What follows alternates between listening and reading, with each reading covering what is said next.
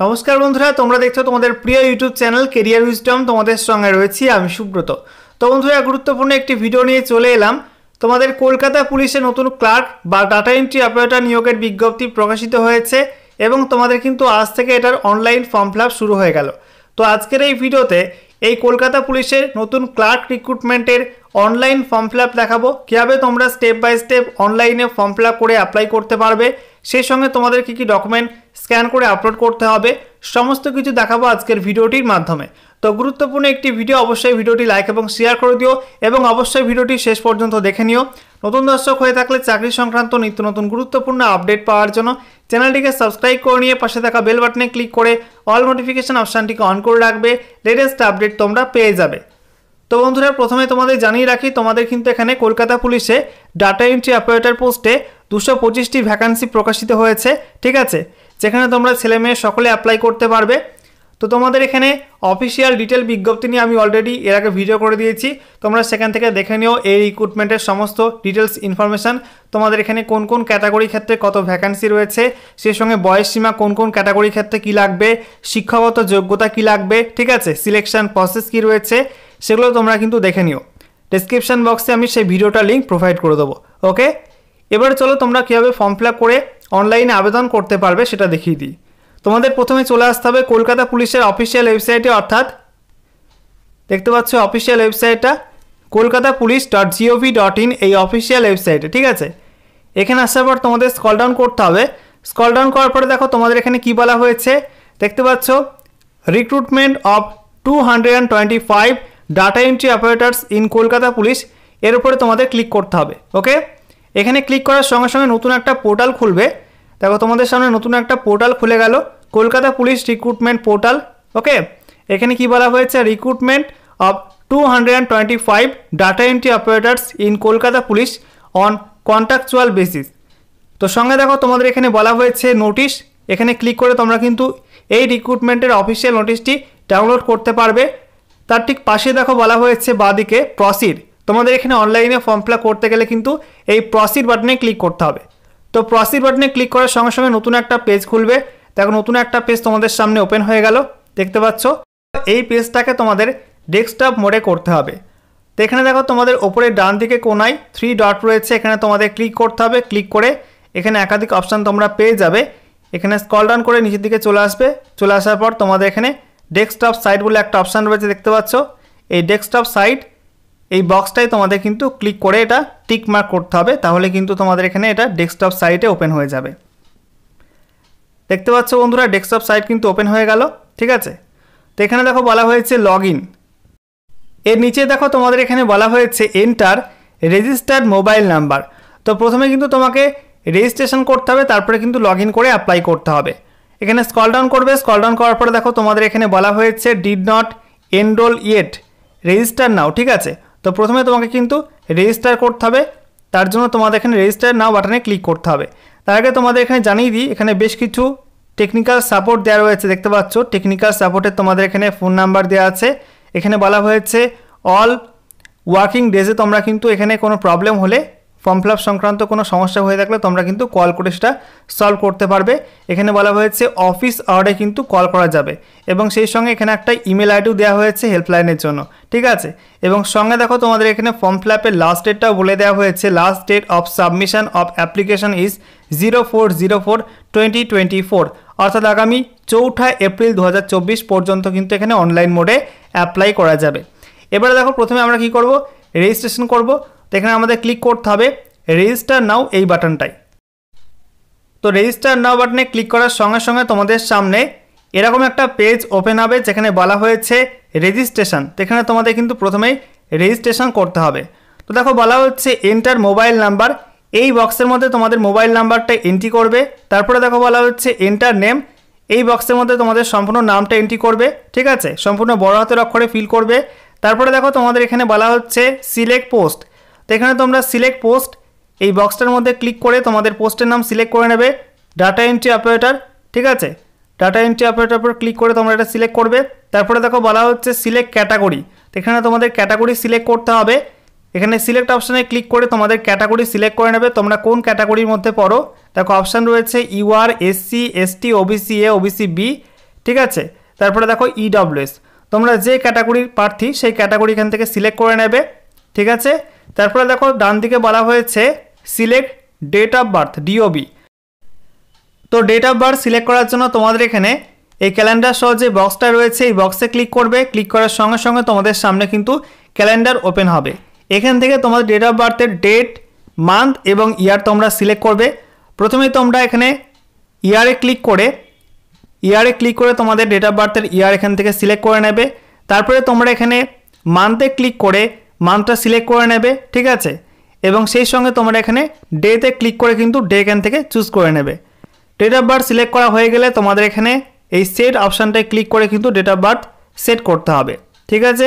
আর কোনো ভুল হয়ে থাকলে তোমরা এখানে ক্লিয়ার অপশানে ক্লিক করে কিন্তু সেটা ক্লিয়ার করতে পারবে এবং নতুন করে তোমরা কিন্তু ডেট অফ বার্থ এখান থেকে সেট করতে পারবে, ঠিক আছে। তো বন্ধুরা তোমাদের সমস্ত কিছু ফিল করা হয়ে গেলে এবারে তোমাদের ওটিপির মাধ্যমে মোবাইল নাম্বারটা ভেরিফাই করতে হবে। তো এখানে তোমাদের গেট ওটিপি এই যে বাটনটা রয়েছে এই বাটনে তোমাদের ক্লিক করতে হবে, ঠিক আছে। এই বাটনে ক্লিক করার সঙ্গে সঙ্গে তোমাদের মোবাইল নাম্বারে একটা ওটিপি আসবে, ওকে। মোবাইল নাম্বারে ওটিপি দেখে তোমরা কিন্তু পাশের এই যে বক্স রয়েছে এন্টার ওটিপি, এই বক্সে তোমরা ওটিপি টাইপ করবে, ঠিক আছে। তো বন্ধুরা ওটিপি এন্ট্রি করার পর দেখবে তার নিচেই তোমাদের এখানে একটা বক্স দিয়েছে ক্যাপচা কোডের বক্স। এখানে এই বক্সের মধ্যে যে ক্যাপচা কোডটা লেখা আছে এটা দেখে সেম তোমরা কিন্তু পাশের বক্সে এন্টার ক্যাপচা এই বক্সে তোমরা কিন্তু ক্যাপচা কোডটা দেখে সেমভাবে এখানে টাইপ করবে, ঠিক আছে। তারপরে তোমাদের এখানে নিচে এই যে সবুজ রঙের রেজিস্টার বাটন রয়েছে এই বাটনে ক্লিক করে কিন্তু রেজিস্টার করতে হবে, ওকে। তো বন্ধুরা রেজিস্টার বাটনে ক্লিক করার সঙ্গে সঙ্গে তোমাদের সামনে এরকম একটা পেজ ওপেন হবে যেখানে তোমাদের বলবে you have successfully registered to recruitment of 225 data entry operators in Kolkata police on contractual basis portal, use your registered mobile number for log in. তো দেখো তোমাদের নিচে এখানে বলা হয়েছে এন্টার রেজিস্টার্ড মোবাইল নাম্বার। এই বক্সের মধ্যে তোমাদের রেজিস্টার্ড মোবাইল নাম্বারটা অর্থাৎ যে ফোন নাম্বার দিয়ে তোমরা ফর্ম ফিল আপ করলে সেই ফোন নাম্বারটা আবার এখানে টাইপ করবে। মোবাইল নাম্বারটা এন্ট্রি করার সঙ্গে সঙ্গে দেখবে নিচে তোমাদের এখানে একটা ক্যাপচা কোড দেওয়া আছে বক্সের মধ্যে। এই ক্যাপচা কোড দেখে তোমরা কিন্তু এখানে এই পাশের বক্সে এন্টার ক্যাপচা এই বক্সের মধ্যে কিন্তু ক্যাপচা কোডটা তোমাদের এন্ট্রি করতে হবে, ঠিক আছে। তো ক্যাপচা কোড ফিল আপ করা হয়ে গেলে তোমাদের এখানে নিচে একটা অপশান আসবে গেট ওটিপি এবং তার সঙ্গে একটা অপশান আসবে অলরেডি হ্যাভ ওটিপি। তো এখানে তোমাদের গেট ওটিপি এই বাটনটায় কিন্তু ক্লিক করতে হবে, ঠিক আছে। এবারে দেখো নিচে একটা বক্স খুললো লেখা আছে এন্টার ওটিপি। তোমাদের ফোনে যে ওটিপি এসেছে সেই ওটিপি তোমরা কিন্তু এখানে এই বক্সের মধ্যে এন্ট্রি করবে, ঠিক আছে। তো বন্ধুরা ওটিপি এন্ট্রি করা হয়ে গেলে দেখবে নিচে একটা অপশান রয়েছে ভেরিফাই অ্যান্ড লগ ইন, এই বাটনে তোমাদের ক্লিক করে কিন্তু লগ ইন করতে হবে। তো এখানে ক্লিক করবে, ক্লিক করার সঙ্গে সঙ্গে তোমাদের সামনে কিন্তু নতুন একটা পেজ খুলবে। এরপর তোমাদের সামনে মূল ফর্মটি ওপেন হবে যেখানে তোমাদের প্রথমে কিন্তু পার্সোনাল ডিটেলস ফিল করতে হবে, ঠিক আছে। তো দেখো তোমাদের এখানে প্রথমে কিন্তু বলা হয়েছে পার্সোনাল ডিটেলসের মধ্যে নামটা এখানে শো হবে। তারপরে দেখো বলা হচ্ছে ফাদার্স নেম, এই বক্সের মধ্যে তোমার বাবার নাম টাইপ করবে। তারপরে তোমার date of birth already select হয়ে রয়েছে, আগে তোমরা সেট করেছো। তারপরে দেখো জেন্ডার তোমাদের এখান থেকে সিলেক্ট করতে হবে, সিলেক্ট অপশানে ক্লিক করে এখান থেকে তোমরা জেন্ডার সিলেক্ট করবে। তারপরে তোমাদের এখানে মোবাইল নাম্বারটা শো হবে, ক্যাটাগরি অলরেডি তোমাদের এখানে সিলেক্ট হয়ে গেছে। এরপরে দেখো বলা হচ্ছে অল্টারনেটিভ মোবাইল নাম্বার, তোমাদের এক্সট্রা কোনো মোবাইল নাম্বার থাকলে তোমরা কিন্তু এই বক্সে এন্ট্রি করতে পারো, না থাকলে করার দরকার নেই। তারপরে বলা হচ্ছে আধার নাম্বার, তোমাদের আধার কার্ডের নাম্বারটা এই বক্সে এন্ট্রি করবে। তারপরে দেখো বলা হচ্ছে ইমেল আইডি, তোমাদের ইমেল আইডিটা এই বক্সে এন্ট্রি করবে। তারপরে দেখো বলা হচ্ছে তোমাদের এখানে কমিউনিকেশান ডিটেলস, তো এখানে তোমাদের কিন্তু অ্যাড্রেস ফিল করতে হবে যেখানে বলা হচ্ছে প্রথমেই প্রেজেন্ট অ্যাড্রেস। তো এখানে দেখো ওয়েস্ট বেঙ্গল স্টেট সিলেক্ট হয়ে গেছে। এরপর তোমাদের এখানে ডিস্ট্রিক্টের বক্সে ডিস্ট্রিক্ট জেলার নাম টাইপ করবে। তারপরে দেখো পুলিশ স্টেশন থানার নাম টাইপ করবে। তারপরে দেখো বলা হচ্ছে পোস্ট অফিসের নাম টাইপ করবে। তারপরে দেখো বলা হচ্ছে অ্যাড্রেস, এখানে তোমাদের অ্যাড্রেসটা এন্ট্রি করবে, ঠিক আছে, সম্পূর্ণ অ্যাড্রেসটা দিয়ে দেবে। এবং তার পাশের বক্সে পিনকোড, এখানে পিনকোডটা দেবে, ওকে। তারপরে দেখো বলা হচ্ছে পার্মানেন্ট অ্যাড্রেস, তোমাদের যদি পার্মানেন্ট অ্যাড্রেস এবং প্রেজেন্ট অ্যাড্রেস এক হয়ে থাকে সেক্ষেত্রে তোমরা কিন্তু এখানে এই যে বক্স রয়েছে সেম অ্যাজ প্রেজেন্ট, এই বক্সে ক্লিক করে তোমরা কিন্তু চেকমার্ক করে দেবে, তাহলে তোমাদের কিন্তু প্রেজেন্ট অ্যাড্রেসের মতো পার্মানেন্ট অ্যাড্রেসটা কিন্তু একইভাবে ফিল আপ হয়ে যাবে। আর তোমাদের যদি প্রেজেন্ট অ্যাড্রেস এবং পার্মানেন্ট অ্যাড্রেস আলাদা আলাদা হয়ে থাকে সেক্ষেত্রে তোমরা কিন্তু আলাদা আলাদা ফিল আপ করবে। ফিল আপ করার পর তোমাদের এখানে এই সেভ বাটনে ক্লিক করতে হবে। ওকে, এরপর তোমাদের সামনে এরকম একটা পেজ ওপেন হবে যেখানে তোমাদের দেখাবে পার্সোনাল টিকমার্ক দেওয়া থাকবে সবুজ রঙের, অর্থাৎ তোমাদের পার্সোনাল ডিটেলস ফিল হয়ে গেছে। ঠিক আছে, এবারে তোমাদের নিচের দিকে স্ক্রল ডাউন করতে হবে। নিচের দিকে স্ক্রল ডাউন করার পরে দেখবে তোমাদের এখানে ডান দিকে কোনায় নেক্সট বলে একটা বাটন রয়েছে, এই বাটনে তোমাদের ক্লিক করতে হবে। ঠিক আছে, নেক্সট বাটনে ক্লিক করার সঙ্গে সঙ্গে তোমাদের সামনে কিন্তু নতুন একটা পেজ খুলবে। এবারে দেখো নতুন একটা পেজ তোমাদের সামনে ওপেন হলো যেখানে তোমাদের একাধিক ডকুমেন্টস আপলোড করতে হবে।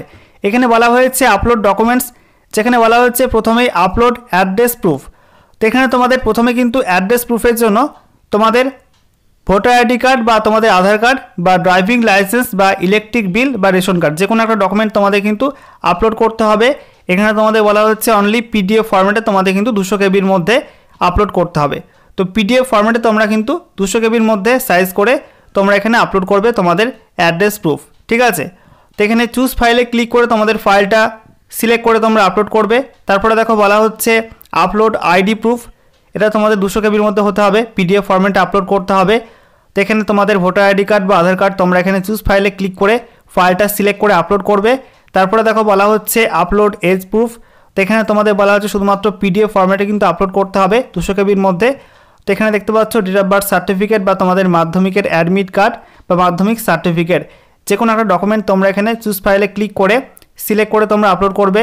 তারপরে দেখো বলা হচ্ছে তোমাদের এখানে আপলোড পাসপোর্ট ফটো, যেখানে বলা হচ্ছে অনলি জেপিজি উইদিন 100 কেবি, তোমাদের passport size photo 100 KB size হতে হবে। ঠিক আছে, এবং তোমাদের জেপিজি ফরম্যাটে আপলোড করতে হবে। তো এখানে তোমাদের চুজ ফাইলে ক্লিক করে ফটো সিলেক্ট করে আপলোড করবে। তারপরে দেখো বলা হচ্ছে আপলোড সিগনেচার, এখানে বলা হচ্ছে সিগনেচার তোমাদের কিন্তু 100 কেবির মধ্যে হতে হবে এবং জেপিজি ফরম্যাটে তোমাদের কিন্তু সিগনেচার আপলোড করতে হবে। তো এখানে তোমরা পাশেই চুজ ফাইলে ক্লিক করে তোমাদের ফাইলটা সিগনেচারের ফাইল সিলেক্ট করে আপলোড করবে। ঠিক আছে, সমস্ত কিছু আপলোড করা হয়ে গেলে তোমরা এখানে নিচে এই সেভ বাটনটায় ক্লিক করবে। ওকে, তো বন্ধুরা এরপর তোমাদের সামনে এরকম একটা পেজ ওপেন হবে যেখানে তোমাদের দেখাবে ডকুমেন্টস তোমাদের সমস্ত কিছু আপলোড হয়ে গেছে এবং প্রত্যেকটা ডকুমেন্টের পাশে কিন্তু এরকম সবুজ রঙের রাইট চিহ্ন থাকবে। ঠিক আছে, দেখে নিয়েছো। এবারে তোমাদের এখানে নিচে ডান দিকে এই নেক্সট বাটনে ক্লিক করতে হবে। নেক্সট বাটনে ক্লিক করার সঙ্গে সঙ্গে তোমাদের সামনে নতুন একটা পেজ খুলবে। দেখো নতুন একটা পেজ ওপেন হয়ে গেল। এখানে তোমাদের বলা হয়েছে তোমাদের শিক্ষাগত যোগ্যতার ইনফরমেশান এখানে তোমাদের ফিল করতে হবে। ঠিক আছে, তো দেখো তোমাদের এখানে বলা হয়েছে গ্র্যাজুয়েশন ইন জেনারেল ডিসিপ্লিন, তারপরে দেখো বলা হচ্ছে graduation in computer science or IT, তারপরে দেখো বলা হচ্ছে post graduation in general discipline, তারপরে দেখো তোমাদের এখানে বলা হয়েছে post graduation in computer science or IT. তোমাদের যে শিক্ষাগত যোগ্যতা থাকবে তোমরা সেটা সিলেক্ট করবে। ঠিক আছে, সাপোজ তোমরা এখানে নর্মাল গ্র্যাজুয়েট প্রার্থী, অর্থাৎ যে কোনো শাখায় তোমরা গ্র্যাজুয়েশন পাস করেছো, কম্পিউটার সায়েন্স বা আইটি ছাড়া অন্য যে কোনো শাখায় তোমরা গ্র্যাজুয়েশন পাস করেছো, তাহলে তোমাদের কি করতে হবে, তোমাদের এখানে এই যে প্রথম অপশানটা রয়েছে না গ্র্যাজুয়েশন ইন জেনারেল ডিসিপ্লিন, এই অপশানটায় তোমাদের কিন্তু ক্লিক করে তোমাদের সিলেক্ট করতে হবে।